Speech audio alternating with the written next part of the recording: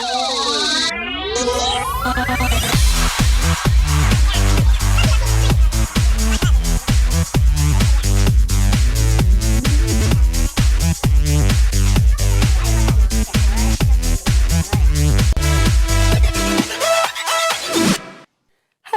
and welcome to today's episode of We the Doctors. My name is Dr. Jules. Today we're talking about vaccine preventable diseases. And of course, I'm here with my colleagues. We have Dr. Valeria. Hello, welcome guys. Dr. Yvonne. Hi. And Dr. Okay. Welcome to the show.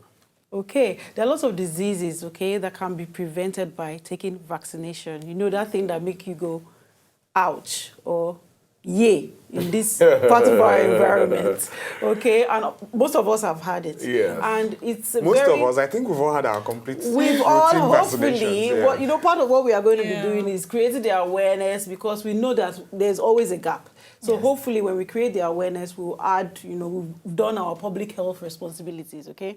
And we are going to talk about the benefits of this. 2.5 million people, children, survive due to vaccination. And when we say vaccination, it's actually the injecting of a substance or the ingesting, because some of them you can take them orally, to help you build an immunity against a particular disease. And when we say immunization, that means your immune system is now active enough to fight that infection. Absolutely. Now, there are several concerns that we have. We have several factors that make this immunization process unsuccessful. Now, in Nigeria, in 1978, they created the expanded program of immunization, which we call National Program on Immunization. And that has been helping us curb some of the major diseases that heighten infant mortality rates. But now, to talk about the fears, let's focus on that, because we have to help people understand that these things are not real and look at the good side of it as opposed to any bad angle that has been perceived, okay? So there are several factors. We have beliefs, basically. It has been a huge challenge. Dr. Valeria? Yes, it's very interesting when you talk about the beliefs that people have, perceptions they have about this immunization thing. I remember I've been a part of this whole immunization process a couple of times. Right. One time I was an independent supervisor with WHO, so I was able to relate and interact with a lot of parents, you know, especially at the grassroots area, those that were refusing to allow their kids get the vaccine. I was able to that is a vantage point of today's topic, working in the front. Exactly. So because with that way, you tend to interact with people, especially in some low-income communities, and you know, we just have some beliefs and mentality. Some of them think that these vaccines would actually kill their child. They believe that is an invention. Right, from the Western world, right, that you want to come and poison their child, or later on, or will prevent their child from growing and all of that. And then it's quite interesting where these people come up with this framework of ideas and beliefs from and all of that. But it was an interesting time to engage them, educate them, and still get them to do. It will also be very interesting to know the fact that it's not just people from very low-income areas that actually have such beliefs. Even people in the Western world as well have certain beliefs concerning vaccination. True. Yes. Sometimes we've had instances and people say that the aim is to sterilize their families, to make their children unable to bear children. Form of undercover population control. When you engage communities, the question we always ask is, before vaccines came, you had children dying under 5 years. True. After vaccines came, what happened? They tell you more children are beginning to survive, and they would have survived. That's what they always tell you. Right. And then when I ask this question, don't you think it's a cause and effect? You've started vaccination, so more children are surviving. And I know the next question you hear. So if they survive and they now cannot have children. And the question, the way I always respond, sometimes because in our society they like to pick a question and think back. They don't want you telling them this is what to do. They want to think about it. And then I now ask this question, if they are surviving and are not having kids, and if they are dying, would they still have those kids?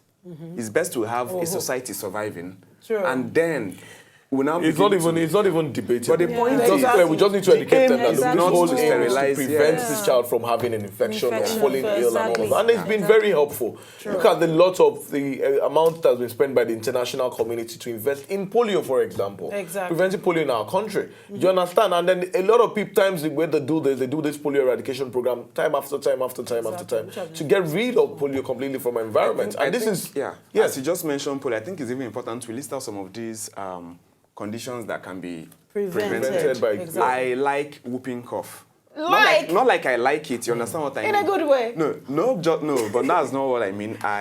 It's one of the scariest things you can have a parent Of course. Yes. So I like to mention that these vaccines have protected children. Right. They protected me from whooping cough. Protected a lot of people. Yeah, I talk use about, myself to tell you, I would have had whooping cough if I didn't get those vaccines. Yeah, True. talk about Yeah. whooping And that's, cough. I think, My personal experience was chicken pox, and because I've been vaccinated, I just had like one lesion or two, but it did not even I never even express had itself. any of those. Oh, Chicken lucky pox, you. Measles. You know, my own vaccine was original.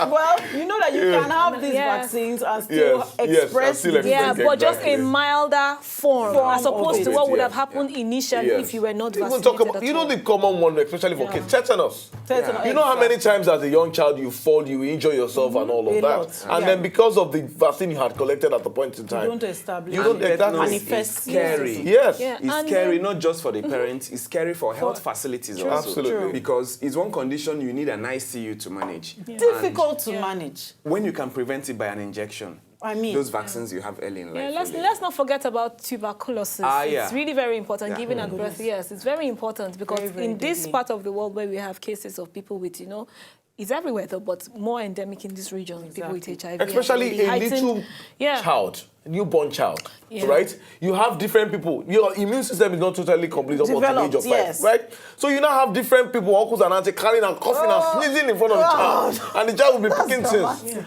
God will help us, like I always say. Right, so we'll Yeah. be talking about those diseases and the schedule. You know, we have the national program on immunization, and there are several schedules, so you want to stick around because we'll be talking about them, outlining them for you right after this short break. Don't go anywhere.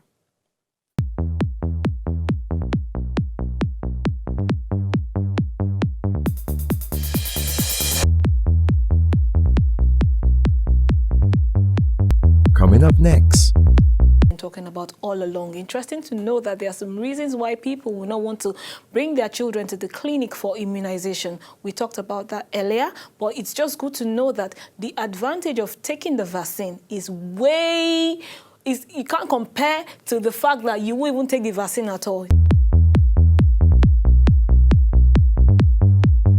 You're welcome back. It's We the Doctors. I'm Dr. Yvonne, and we've been talking about vaccine-preventable diseases. If you're just joining in, that's what we've been talking about all along. Interesting to know that there are some reasons why people will not want to bring their children to the clinic for immunization. We talked about that earlier, but it's just good to know that the advantage of taking the vaccine is you can't compare to the fact that you won't even take the vaccine at all. Yeah, you can't weigh both of them because you don't want to know the complications of these diseases surrounding vaccination.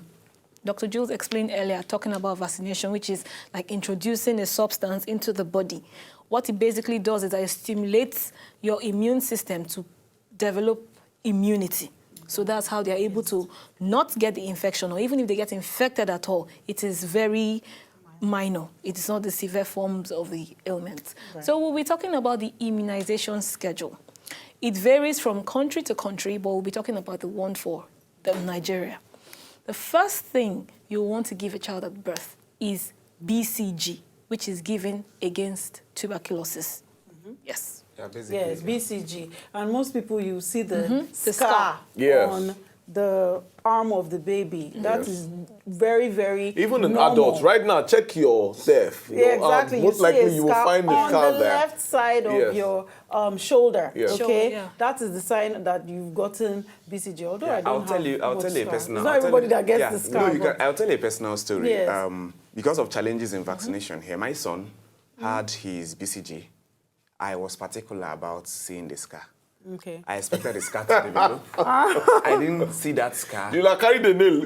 No, seriously, I didn't see that Because you were trying to see the scar. scar. He really had it. So what I did was to find out what's the harm in taking a second shot. Okay. And frankly, there was none. Good. So I gave him a second shot. I asked that he gets a second Were you shot. there when they gave him the first shot? No, I wasn't. So you I didn't wasn't trust there. who was with him? No, you have to understand. No, you have to understand That's a good this. question. You have to understand this scenario. The way hospital systems work here. Yeah. The mother is managed together with the baby.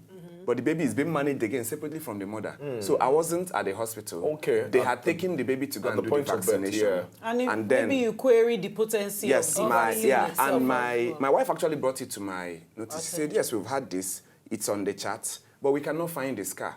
At the time I expected to see the scar. So it took me researching what's the harm in getting another one.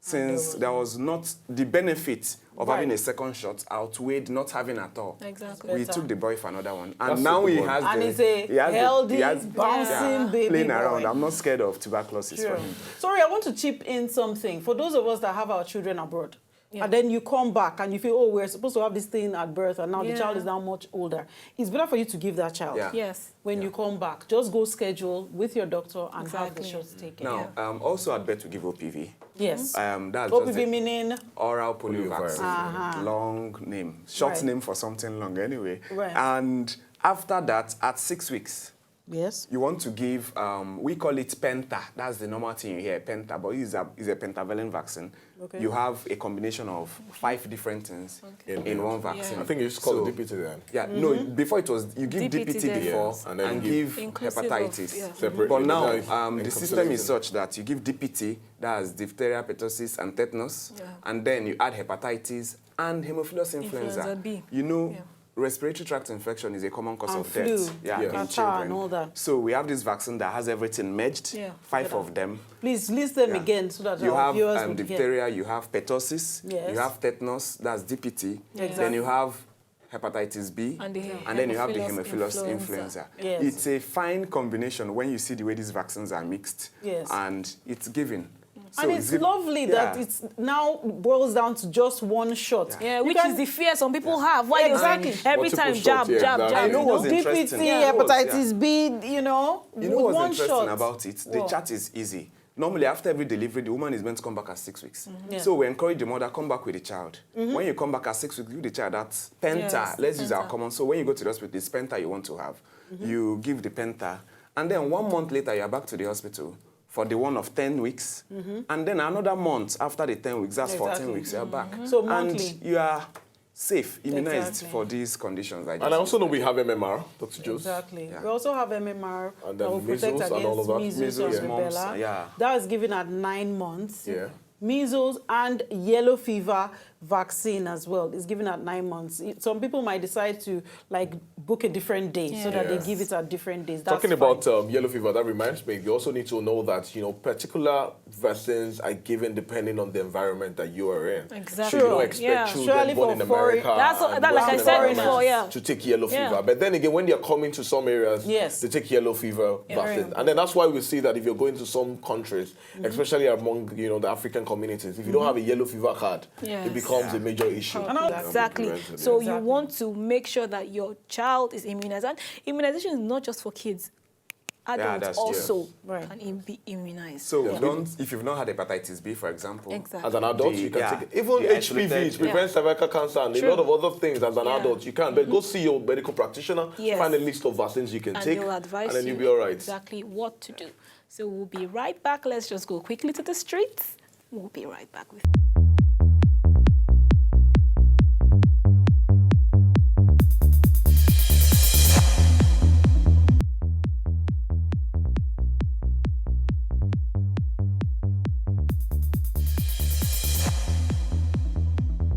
The benefit is because it's helping us a lot because of any type of diseases or sickness that is doing them when they are in tender age. The thing is helping them a lot. Like measles, this chicken pox, some other ones. Yeah, vaccination prevents diseases. That's what it does.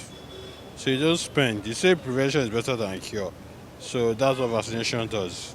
Vaccination helps stop polio.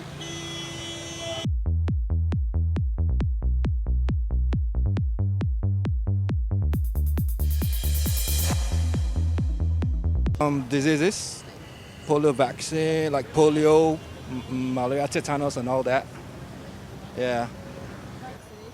The vaccination is help a lot for the children, most especially when you, the baby between the age of, let me say, newborn to 5 years is really, it's good there. It helps the baby not to have malaria or any of these cancer-related disease.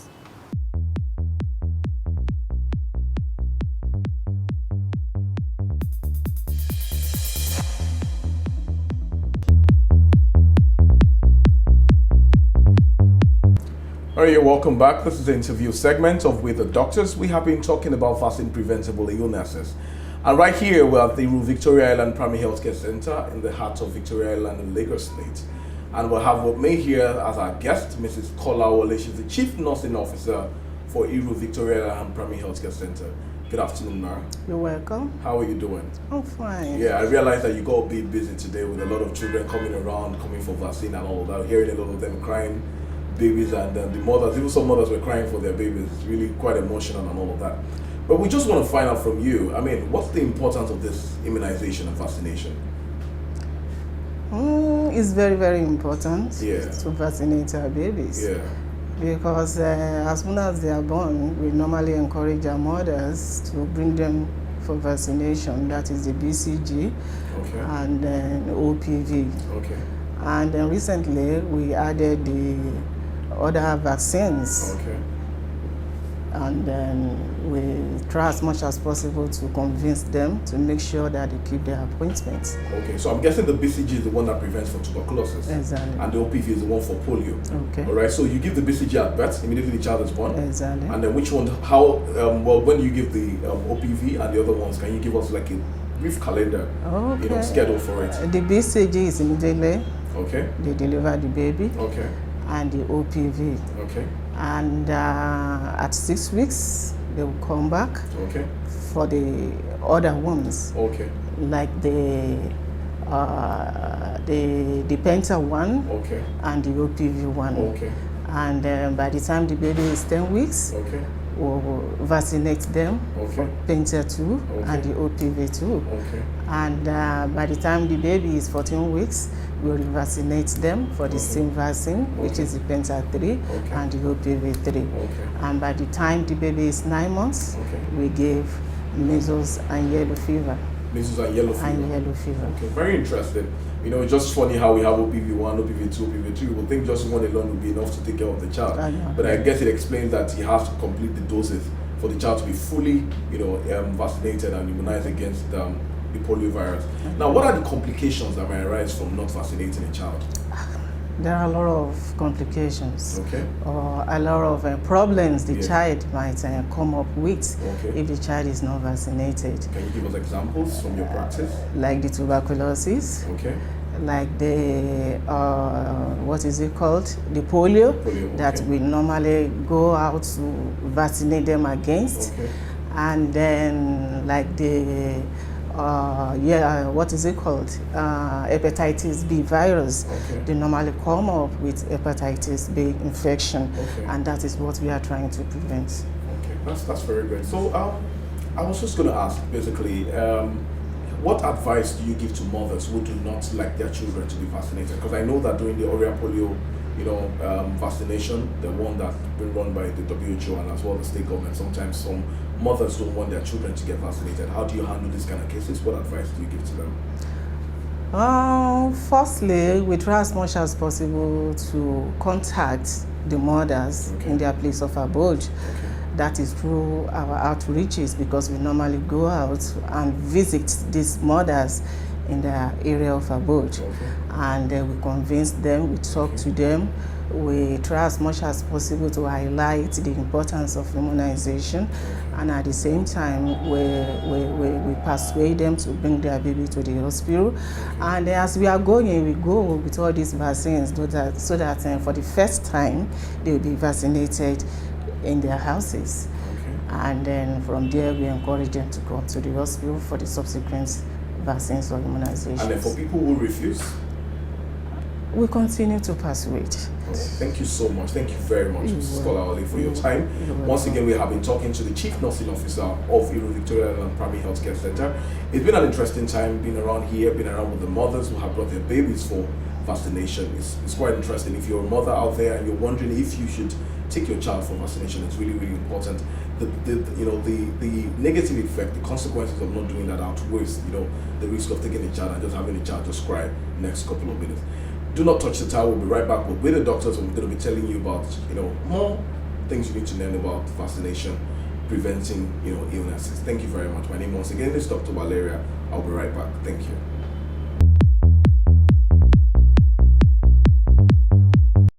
You're welcome back to With the Doctors. If you're just joining us, we have been talking about vaccine-preventable illnesses, and it's been quite an interesting time listing the different forms of vaccines and the illnesses that they prevent. But above all, we have advised that you go see your doctor, and once you have a child, the ideal thing is that the pediatrician at the hospital or the local immunization officer, if it's applicable for those who go to the primary healthcare centers, will educate you and tell you the list of vaccines to take and that is suitable for the child. And remember that we said that it's not only for children. Right. Some adults can also take the vaccines and all of that. And we also have some people that may, for some reasons or the other, do not take the vaccines at a timely manner. Mm-hmm. So if, for example, they ask you to come at 15 weeks, and maybe because of financial constraint or whatever reasons, or because you're unable to come to the hospital at that point in time. I remember during the Ebola issue, we had a couple of patients that were supposed to bring their children for vaccine, and they said, no, I will not come to the hospital. And then for months and all of that, they missed out on that. So please make sure that you take your child to the hospital at the required time. Mm-hmm. And if